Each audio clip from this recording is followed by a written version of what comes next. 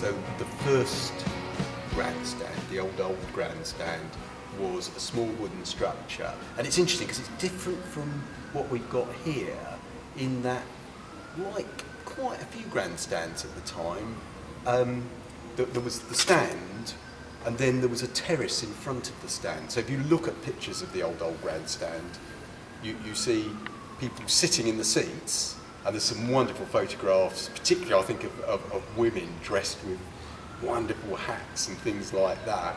And then in front, you see people standing in an enclosure in front of the old grandstand. So that's a big difference how the ground was first. In 1925, disaster struck, and people in the local area suddenly saw smoke billowing out of the stand. Apparently quite a crowd gathered and basically watched the old grandstand destroyed by fire very, very quickly, absolutely crumbled down in the heat. They think that they'd been drying shirts far too near to a fire, and that the shirts had caught fire, and so everything was lost, including all the players' kit. But what amazes me is that 4 days later they still played a game here. It was a Southern League game against Weymouth, and they put tents up for the players to change in. And I think Exeter played Swansea in the Cup a couple of weeks later, and there were tents for the players to use at half time. They also used, I think Swansea used a premises in St James's Road, and Exeter changed in the Red Lion pub. So the fire didn't stop them. So they replaced the one that burnt down with this structure that we see here now. That was built in 1926. It was delayed by the general strike, so but it was there for the start of the 26-27 season, and it was built with around 2,000 seats. That's what they report at the time. Would have been wooden benches, so it was quite a sizable stand. And it also had things like changing rooms, club offices, get certain club facilities built into it. So that was in 26. That was in effect quite a modern stand, and here we are now, and it's still here.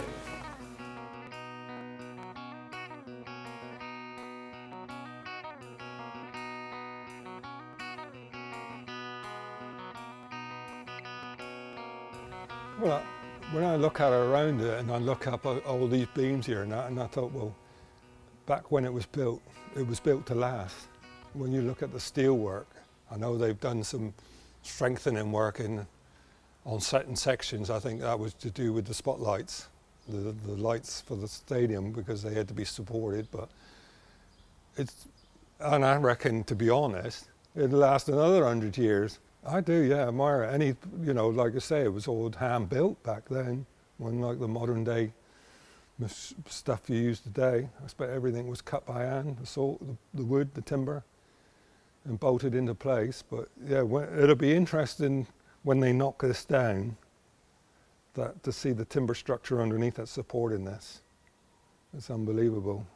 You're talking of heavy timbers, about 4 inches, maybe 6 inches wide, about a foot deep. Yeah, it's a fair good structure. Yeah, everything here has a history to it. A lot of it hasn't changed. We've still got the wooden floors. We've still got exactly the same old boardroom with not too much change, with a bar in the corner. We've still got exactly the same things downstairs with little or no change since it was built and then obviously refurbished at different times. But no, it is what it is, and it is still what it was, if you like. The same roof, the same asbestos. Hopefully the wind doesn't blow it all down. The same corrugated iron behind us. Nothing is changed. It's like you're in a time warp.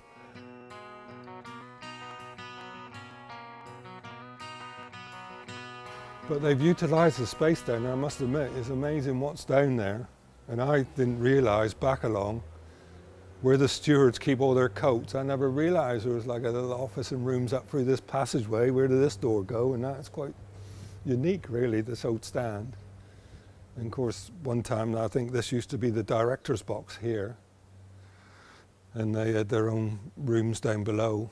The director's office and everything was all done from this end, but they've turned it over to the ex-100 club now, and they've got a good bar facility down there. Historically, the VIP club was run at the end bar, and if you can imagine the seats, the sort of level of the seats, there is quite a lot of space down there, but being built on the side of a hill, that space is slightly reduced. So nothing is easy, nothing is flat, and nothing is as you would expect it to be in terms of nice little boxes. You either had a sloping roof where you had to bend down, or you had a kitchen which was sort of quite compact, or you had a room which was never ever square. When you came into the centre room, again, it was just a box really, where people came into, the players and their wives used to come in just to relax. And then the end room, which was where all the sponsors used to have their meals. Yeah, I helped out with my friend. We used to do the teas like for half time and everything, for all the players and that, and people that used to come in. And then sort of when they built a bar, just started working there, and it was like an L-shaped bar.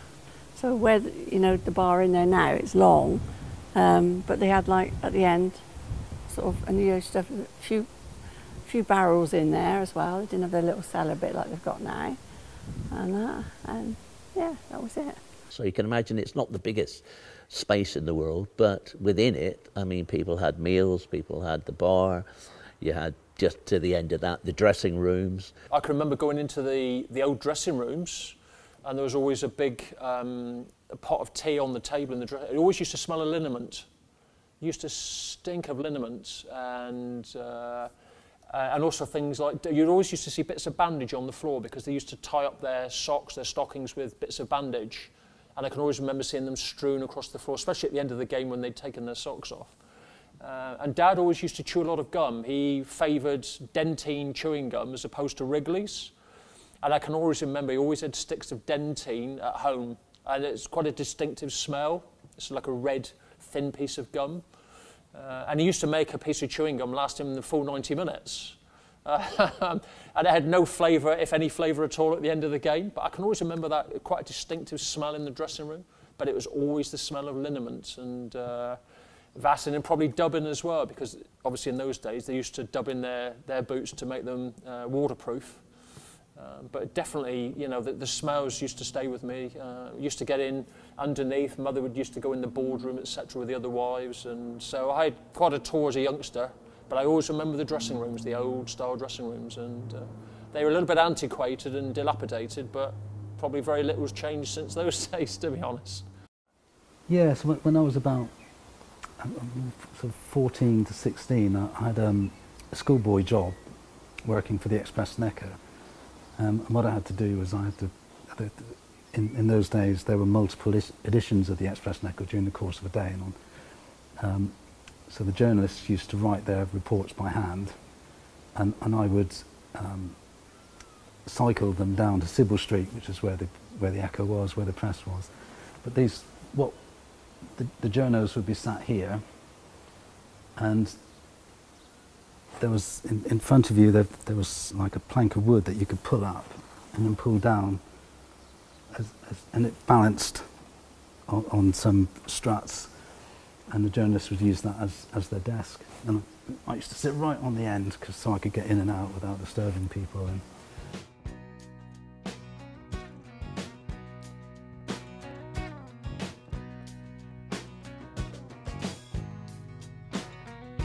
I started coming here from the age of about 3, 2.5 to 3. I used to sit on Mum's knee. Mum had a regular seat in the grandstand, and she used to sit next to an old ardent City fan called Headley.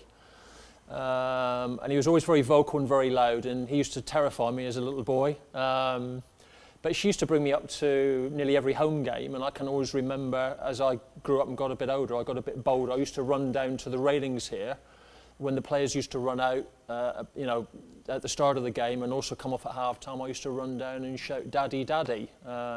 Didn't really know or appreciate what was going on at the time, and my sort of recollections started then from that early age, sitting in this old wooden grandstand with wooden sort of slatted seats. Well, because we used to work in the bar, by the time we cleared out, in those days we were allowed to just come out in the tunnel. We used to stand in the tunnel entrance and watch a match, which was great because then you can just disappear down, ready for half time, so, or after the match. Or else we used to sit up, sort of in the seats, wherever there was like, you know, seats on the end. Yeah. First memories of coming up here were probably 56, 57, when I was obviously a lot younger than I am today. But my first real memory, especially of this stand, is that my cousin's family came from London, and we didn't have a lot of money in those days, and we used to jump over the walls to see a match or etc. But it was a birthday treat, I think, and we had seats right up in the far corner in A block up there. This was in 1957-ish. And I remember the experience was something that I never sort of tasted before in amongst, you know, sort of 8, 9, 10,000 crowd with all the things that went on surrounding that. Bands on the pitch and the little man running with the half-time scores up there and used to hook them up in the corner. But the main issue was that we lost in the region of about 5-2, 5-1, 2 or 3. I've never looked back on it, but I was hooked, basically, whether I felt sorry for the club or felt for the football side or whatever. And it was from then on that 50s, 60s really, I became a staunch, you know, supporter. As I grew older, I used to come with my grandfather, but I became a season ticket holder in sort of 66, 67 season. But we couldn't afford a season ticket for the grandstand, so we used to stand in the corners, always on the angles, normally down by the old Roman's stand on the big bank right in the corner, because I used to think it afforded you the best view of the pitch. But as I grew into my teens, my grandfather bought me a season ticket and we used to sit in the grandstand. I used to sit with my grandfather, and yeah, you were privileged to sit in the grandstand, even in the mid to late 60s. You know, I couldn't afford to go in the ground, couldn't afford to come into the game. Sometimes you had to wait till the gates opened up 15 minutes from the end when I first started coming up here. But yeah, you could only afford to go and stand up, and you used to view this is where the posh people went, because they could afford to sit down to watch a game. So yeah, this old grandstand was sort of like out of bounds. I could never see myself actually sitting here because I didn't have the means as a young boy to be able to do it. You know, I had to save up my pocket money and so on to get in here just for an ordinary game. When I was younger, it was where the kind of rich people sat.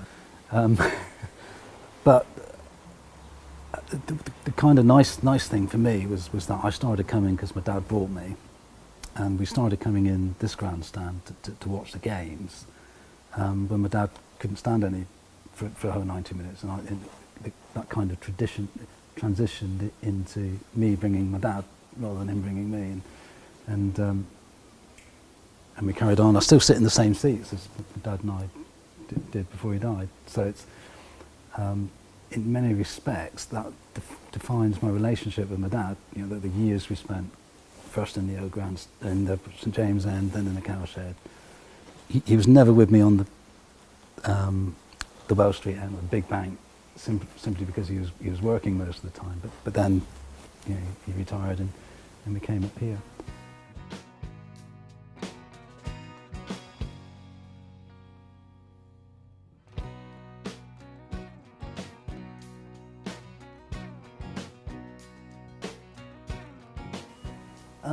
It's odd, I think is how I'd describe it. Team do seem to get a lot of stick from this side of the ground. It might be everywhere, but I think this,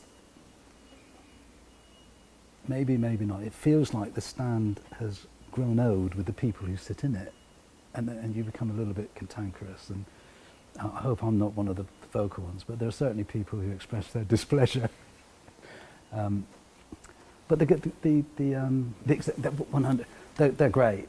They start to sing, and that kind of spreads throughout the stand, and that's brilliant when that happens, because it is that sort of thing is contagious. Well, I think what gets them going here is that somebody, I think he's in here, he starts off by singing what was it? We are Exeter, and then because this is an hollow floor, and you get that going, and then that starts off, and we're all at it then. So you can make the loudest noise. I shouldn't think what it's like underneath, but that's really good once that gets going. And of course, I come up here with the grandson sometimes, and he's looking at me and thinks, "Oh, look at that old bugger there! Look at him kicking." But we just enjoy it, get the old stamping going, get the rhythm going, and hopefully they hear it out there. I don't know whether they can or not, but I do enjoy that when it starts kicking off. In terms of sound in here, because it does tend to stay in this side, whereas over the other side it tends to move out. So it does seem particularly quiet over there. And I think this should go into some of the design as well of stadia, where, the sound can be, like this, with a downward sloping roof. That sound is actually, it can go to the pitch, but it also rebounds back on you. So that makes it even more exciting. I think it's the type of way it's set up, it's big expanse and it's open. This is more enclosed, isn't it? More, even though, it's the same seating area, it's more enclosed, more of a family feeling, I think, here.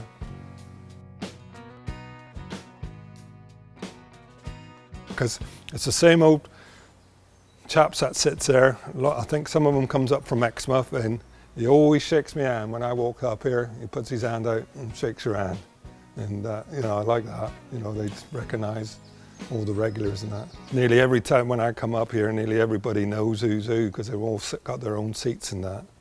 Whether that'll be the same when the new stand is built, I don't know. But I shall be here anyway. I'm looking forward to the new stand, to be honest, because I'm a great believer in having facilities underneath. You can go before the match. I think this is like the old lady, isn't it? It's I know we've got the way end, which is pretty awful, but I think this is kind of like the I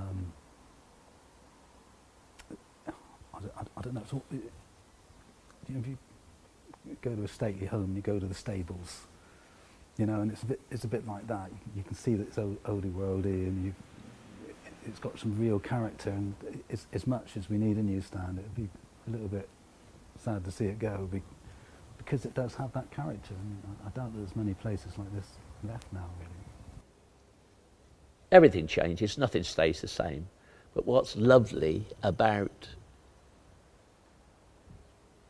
being somewhere which isn't going to be there anymore is your memories. And your memories are what you take with you through life. At the end of the day, nothing lasts forever, not least of all people. And so at every stage of the way, when things change, I remember my first time here when sitting up there. I remember seeing it and thinking, God, I've never seen like it. But it wasn't, you couldn't compare this to in the days like Wolverhampton Wanderers or Sunderland with massive great gowns. This was our stadium, and it was the best in the world. And that's how you remembered it in those days. Now we realise that probably it wasn't anywhere near the best in the division, let alone the world. But you remembered it as such, and you just wanted the best for your club. Now, things move on. We never really wanted to see the cowshed go, but that's got to be better. Although you do get you get wetter over there because the wind normally blows in there. And again, I think as I said earlier, the fact that not just putting a roof on a stand, you should be sort of designing it so that the people, the noise, the effect, the actual ambience of the place is something. But that will remain with those people that use it in those days. This will remain with me because this is what I've lived with. Yes, I will miss it, absolutely. I'll miss the Exec Club as it is. I think stadium change is inevitable.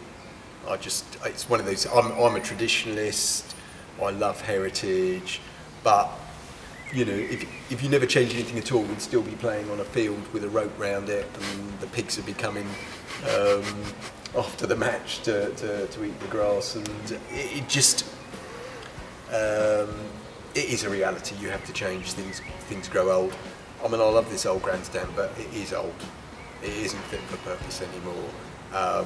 And so I think it is exciting that we've got redevelopment plans that will look to develop the stadium, develop this part of the stadium, but still in a way that keeps the unique flavour of the ground with different stands, different vistas. I think it's very much in keeping with our history. The third Old Grandstand to emerge.